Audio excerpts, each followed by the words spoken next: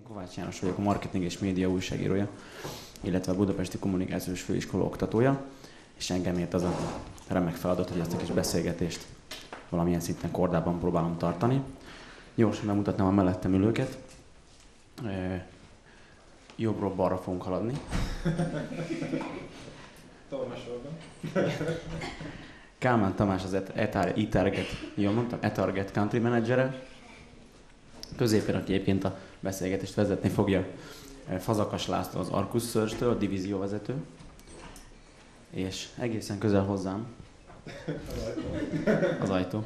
Damjanovics Nebojsa, nemzetközi online kommunikációs szakember.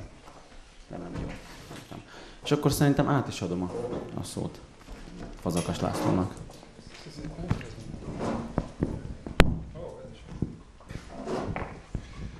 No,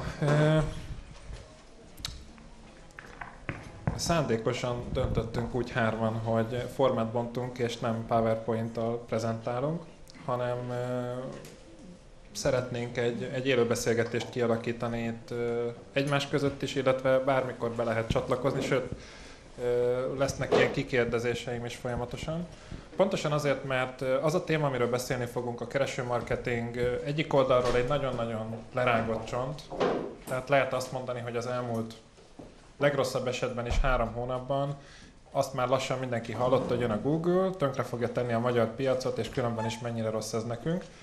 Lehetett azt hallani, hogy maga a keresőmarketing, a keresőhirdetés évről évre 200-250%-ot nő.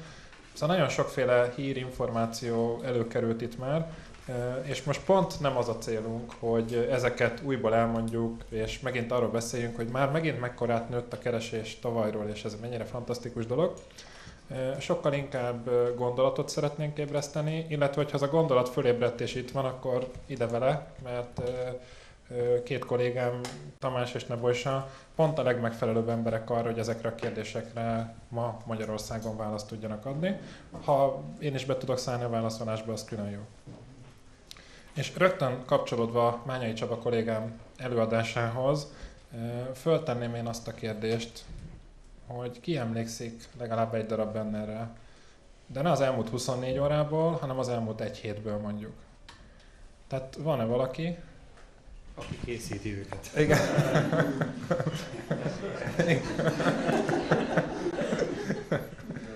De akkor legalább van valaki, aki emlékszik. Tehát és ez melyik banner volt? Nike futball. Mondom én ügyfél. Jó, tehát igazából pont ezért foglalkozunk a keresőhirdetéssel. Annyi elnézést, hogy így beleszólok, az volt az érdekes rajta, hogy ez nem animál semmit, tehát egy statikus gif dolog volt. Az Index Nikon így feltűnő volt, hogy nem történik semmi Akkor ez igazából a bannernek egy kreatív felhasználása volt, tekintve néhány magyarországi trendet, viszont akkor elismerés az ügyfélnek, hogy megengedte, hogy egy másféle bannere jelenjen meg, és ne a szokásos, színes, szagos, animálós, 3 másodpercenként változós típus. És akkor így rögtön belecsapva, kérdezem először Tamást, szerinted mi a keresőhirdetés népszerűségének az oka? Mondj egy olyan választ, amit még eddig nem mondtál el egy konferencián sem. Azt nehéz lesz. Sokan voltunk együtt, úgyhogy ellenőrzöm. Nem tudom, talán azért, mert fel se tűnik, hogy az hirdetés. És Neboj se szerinted? Hát rá kell kapcsolódni erre, tehát szövegről van szó leginkább, és miért megyünk a websájtokra? Nem azért, hogy nézzünk hirdetéseket, hanem hogy olvasunk tartalmat. És hogyha szöveges hirdetésekről beszélünk, ugye kulcs alapú hirdetésekről, akkor egyértelmű, hogy az tartalom. Az AdSense és az eTargetben is olyan tippeket kapunk, és olyan tanácsokat, hogy legyen mindenhol a tartalom közepén, ahol csak tekintete az olvasóknak jár. Tehát egész biztos, hogy ez az oka a népszerűségnek. Igen, illetve még annyi, hogy amit említettél, hogy kulcsszavak alapján jelennek meg főként ezek a hirdetések, tehát valamilyen szinten kapcsolódik a tartalomhoz. Tehát itt most nem kifejezetten a keresőkre gondolok, hanem a tartalmi megjelenésre, és talán ezért se tűnik hirdetésnek, és ezért az egyik legelfogadottabb reklámforma ma Magyarországon is. És talán egy gondolattal kapcsolódnék csak ehhez, hogy amikor valaki, tényleg van itt valaki, akinek fut keresőhirdetési kampánya? Szóval akkor így, ki az, akinek mondjuk 2 hónapnál régebb ideje? Ki az, akinek 1 évnél régebb ideje? Jó. Ez most csak azért volt fontos, mert én 69 darab kérdéssel készültem, viszont akkor rögtön kiszortam azokat, ami annyira nem fontos. Nem, 42-nél megálltam. Ugyanis még egy dolog hozzátartozik ehhez, hogy mivel a keresőhirdetéseknek nincsen fix ára, tehát nincs a látogatónak fix ára, a látogató árát jelentős mértékben befolyásolja az, hogy aki meglátja a hirdetést, ő mennyire gondolja releváns, értékes tartalomnak a hirdetést. És hogyha a mi hirdetésünk nem ad értéket, tehát akár rákeresésre, akár más módon megjelenik ez a keresőhirdetésünk a felületeken, de úgymond a kutya sem kattint rá, akkor az, aki rákattint, az nagyon sokba fog nekünk kerülni, akár 5-10 ezer forintokban is, ez sem ritka már a mai magyar piacon. Tehát amikor arról beszélünk, hogy a kereső hirdetés az egy tartalmi elem, ez szó szerint azt jelenti, hogy azon a felületen, ahol megjelenik, annak tartalomnak is kell tűnnie. Azt a tartalmat, ami ott azon a felületen van, ki kell egészítenie, tovább kell vinnie.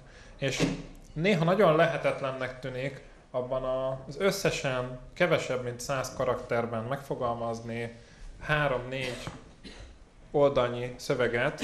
Ilyenkor másik oldalról kell megnéznünk, hogy föl tudunk-e legalább egy darab olyan kérdést tenni annak a látogatónak, akit a weboldalunkra várunk a hirdetés után, amivel fölkeltettük az ő érdeklődését, és egész egyszerűen hajlandó, vágyik arra, hogy rákattintson.